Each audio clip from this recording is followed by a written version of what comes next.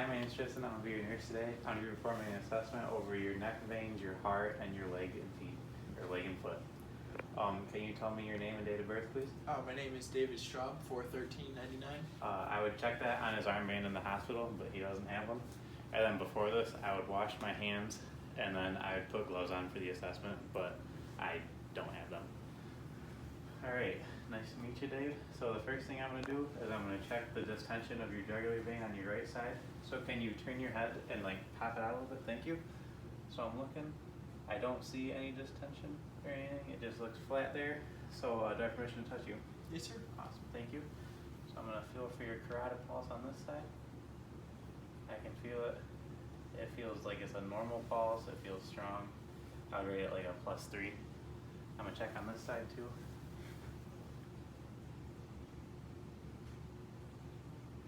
Same on that side. Normal rate, +3. Yeah, nothing abnormal there. Now I'm going to listen to it. I'm going to check for bruise in it.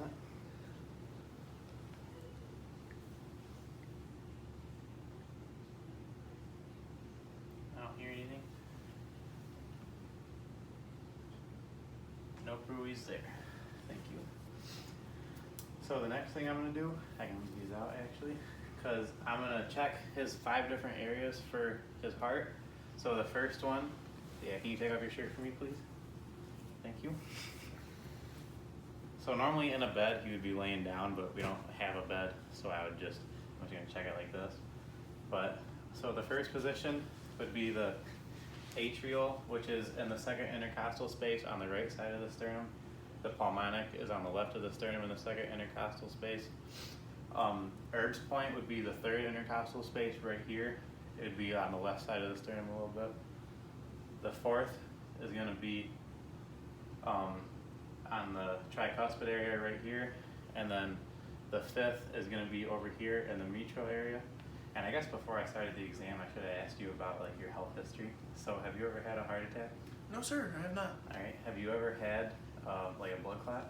No, sir. Awesome. Good to know that. Should have checked that earlier, but I didn't. But so, anyways, I'm going to start auscultating those, which just means listening. Okay.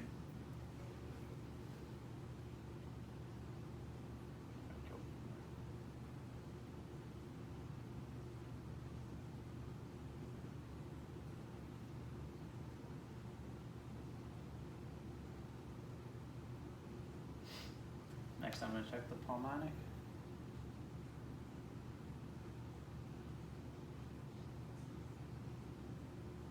This is where I would hear S2 the loudest. I'm going to check Erb's point right here.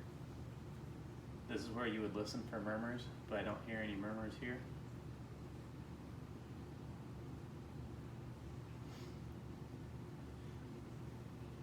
Now I'm going to check the tricuspid area right here.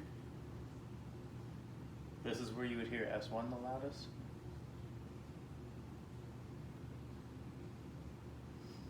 And I'm going to check the mitral area right under here.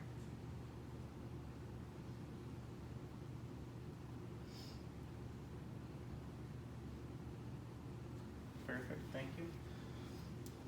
Can I actually have you lay down, please? Mm-hmm. I should have checked your chest, but can you lay the other way over here, please? Thank you. I should have checked your chest before, but I'm looking for any heaves, lifts, or pulsations. So I would get down at eye level to check it, but I don't see any. So thank you. So now, the next thing I'm going to do is I'm going to check your legs now. Sweet for you. Thank you. So I'm only going to do one for the sake of time, but normally in a hospital I would do 2. So the first thing I'm going to do is I'm going to check. Oh yeah, I would cover you up with a gown. Thank you. So first thing I'm going to do is I'm going to look for any lesions or anything on his leg. I really don't see any primary ones on your leg. Can I have permission to touch you? Oh, I do see a primary one right here in the form of a freckle. I would say it's like a millimeter in diameter. I don't see any here. Unless you really have to check the back. Last side over I see a couple more primary ones down here in the form of freckles, which are both also like a millimeter wide or in diameter.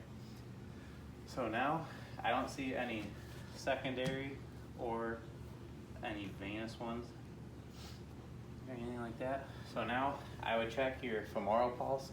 I'm not actually going to do that because it's by your groin. And then I would check your popliteal after that, which is going to be behind your knee. I'm going to feel both right here.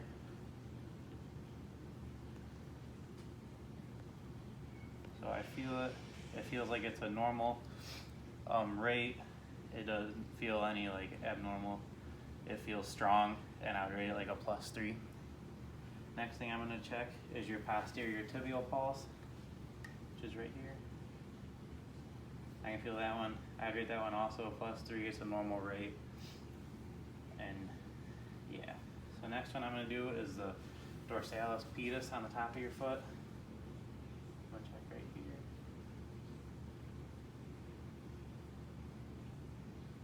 Okay.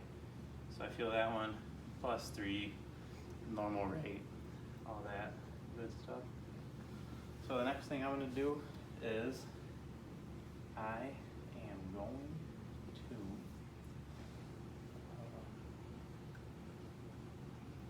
I know, I just gotta think about it.